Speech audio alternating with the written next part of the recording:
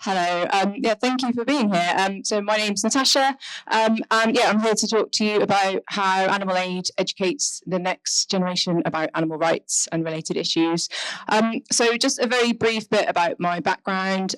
So I spent in a previous life 7 years as a secondary science teacher. And one of the things that kind of led me to pursue that career was kind of wanting to get young people to think critically and to be able to evaluate issues in science and ethics. And I absolutely loved that part of it. And it, a little bit embarrassingly and perhaps ironically, it wasn't until 5 and a bit years ago that I actually started properly doing that consistently myself and went vegan as a result. So since then, I'm really proud to now work with Animal Aid, where I produce or help to produce resources on animal rights related issues for teachers and schools to use, and also for our amazing team of school speakers, some of whom I've just noticed are in the audience here. Our team of school speakers, we go and deliver hundreds of talks around the UK every year, reaching tens of thousands of young people. And our fundamental aim is really to inform, inspire, and empower young people to, make kinder choices for animals, and also to continue all the hard work that's already been done to create that, that better world for animals that we need so urgently. So what I'm going to talk to you about in this talk really is I'll show you a few examples of some of the resources that we use with young people and some of the approaches that we find work, and also give you some sense of the kind of response that we get from those young people and from teachers as well. Some of you here might be vegan educators yourself, you might be teachers, you might be parents of vegan children, or you might just have, a broad interest in vegan education.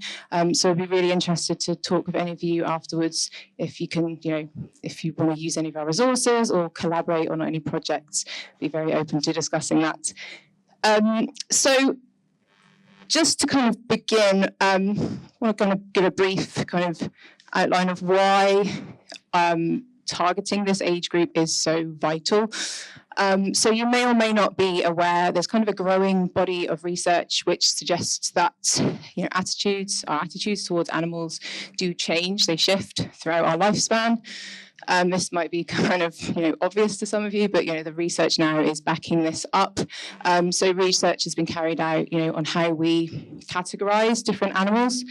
It's probably no surprise to learn that younger people are much more likely to place animals like chickens and pigs into the same category with dogs and cats. But sadly, as we grow older, we are exposed to a culture which normalizes the abuse and cruelty towards some animals, and we actually learn to categorize those animals differently. So adults more likely to place those animals into different categories. And other studies finds that young people are less speciesist, they show less sort of human supremacy. They've done kind of research where they've given trolley problems to children, with monkeys or dogs on the tracks instead of humans to see if they would save the dog's life. And children are, they favour humans a lot less, or they're a lot less likely to. And they actually perceive like the use and consumption of animal products more negatively than adults do. This really is a key kind of age group that we need to target. We need to, have these interventions to, reinforce that all sentient beings matter, and the earlier we have those interventions, the better. So what these kind of interventions look like will obviously vary massively depending on the age of the young people that we're talking to. So we do school talks in primary schools, secondary schools. There's no upper age limit really, but we start from around the age of 5. So primary schools of 5 to 11. And here we're kind of, building on that natural empathy, compassion, respect that young people tend to have for animals, and just sort of reinforcing that. And we do that through the use of puppets that you can see on the screen there, telling stories, games, showing short films, using interactive activities, such as this one. So this is our What's in the Bag activity. So it's a bag full of mystery objects that can either harm or help animals. And the children absolutely love this. Anything that's in a mystery bag, they just absolutely love. So this allows for kind of discussions around, how litter can be harmful to animals and the importance of, recycling, dealing with litter responsibly, washing and crashing cans, things like this. And also, ways that we can help animals by, observing them in their natural environments rather than in captivity. And also, giving wildlife a helping hand, feeding birds or making spaces for wild animals. And another really lovely activity that we've got for the young children is our Help the Animal street scene. This artwork was done by the lovely Steve Hutton.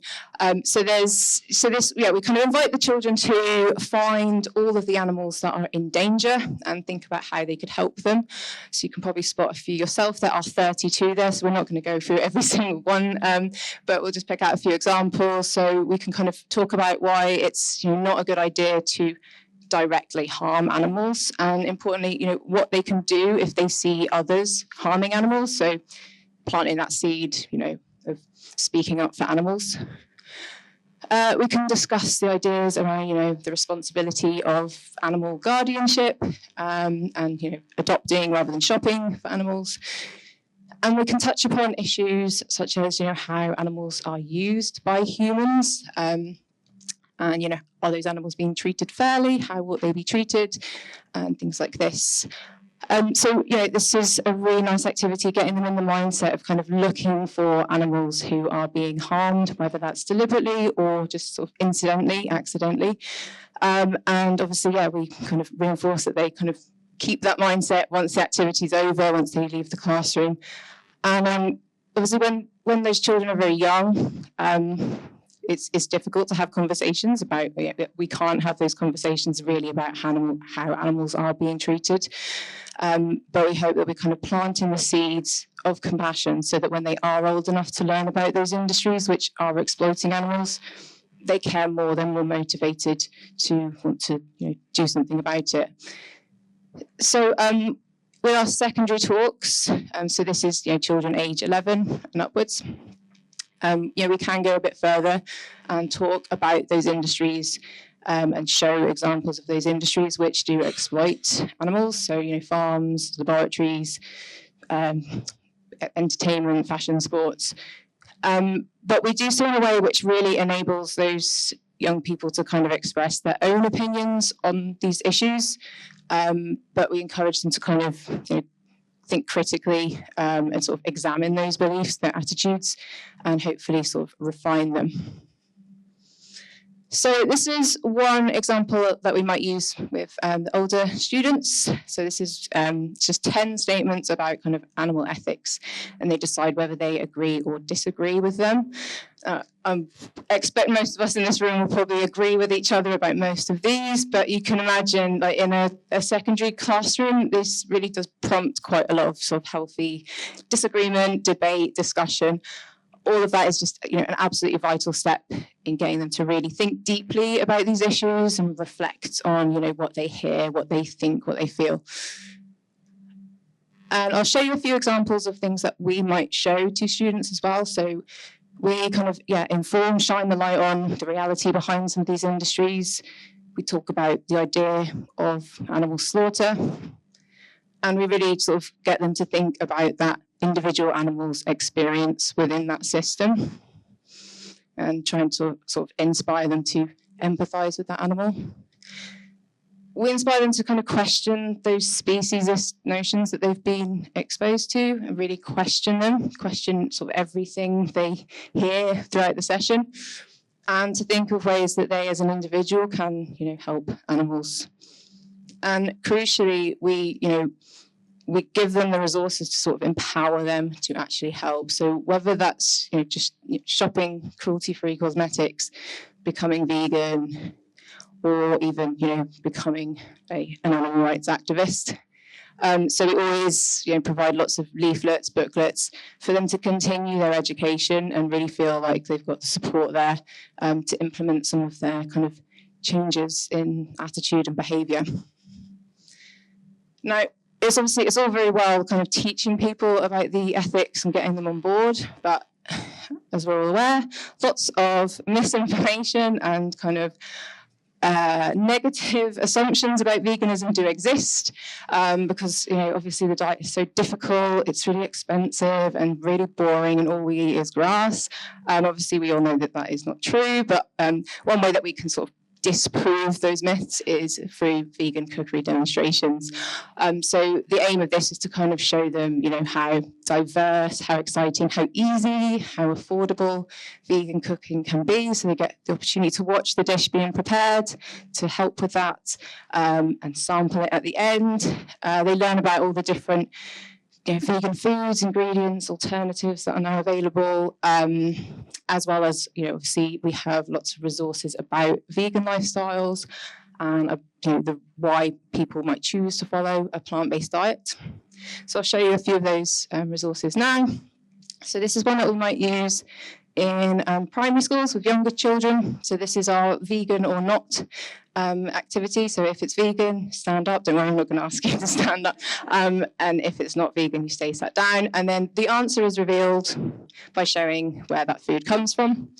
So where this resource is quite powerful is where the food is not vegan, because the answer is revealed by showing, that living, breathing animal, where that product comes from. So this is, helping kind of make that connection between, what is on their plate and the animal whose life, that came from.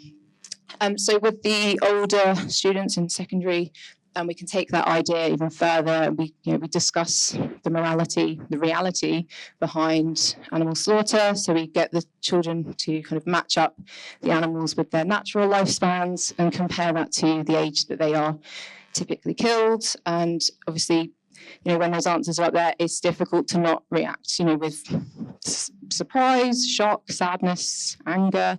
It really does, prompt some really good discussions from that. You can, really inspire a lot of the children with that. So at the end of each session, we give each student a slip that looks like this, just says list 3 things that you remember from today's session. So I'll show you a few kind of typical examples from this. Now, I'm not going to pretend that, we're working with teenagers. Obviously, some of the responses are silly or rude or something, but, the majority are incredibly positive. I'll show you a kind of representative sample. So I don't know, I'll read these out just in case you can't read. I didn't know how bad animals on farms are treated. It is so sad that billions of animals are killed for food. Some people have pet pigs and they are cute. You can get all the vitamins and minerals without meat. How many alternatives there are, and that vegan chili is nicer than normal one. So I think, as I say, I haven't cherry-picked these. These are the kind of real normal responses that we get after these, talks and cookery demonstrations. It shows that we really are tackling those assumptions that, eating animals is normal, necessary, and all of these myths that exist. And of course, we couldn't do this without our fantastic team of school speakers. So I'm just going to show you a couple of bits of feedback from them, which I think sort of highlight how rewarding that experience can be of giving a school talk. So feeling really proud right now, so grateful to have the opportunity to do these talks. It really does give me hope and meaning, from Helen. And a student approached me after my talk to say I had convinced them to go vegan. It was a brilliant feeling to think that they had decided to try veganism, from Jim. So I think these sessions generally are really positive. Like, a lot of the students really kind of appreciate people being honest with them about these sort of industries that they may be kind of complicit with. And our approach, our speakers are trained to do this in a way that is not confrontational, not argumentative. It really, we reduce that defensiveness that they feel, and we allow them to kind of then make an informed decision about the choices they make in their life and the people ultimately that they will become when they're older. So if if you would like to join Helen and Jim and become a school speaker, please either have a chat to me, at any point throughout the rest of the day, or you can apply on our website or email me. Or if you want to use any of our resources, they are all completely free for anybody to use. Or indeed, as I said at the start, if you want any ideas for collaboration, love to chat. Thank you so much. Bye-bye.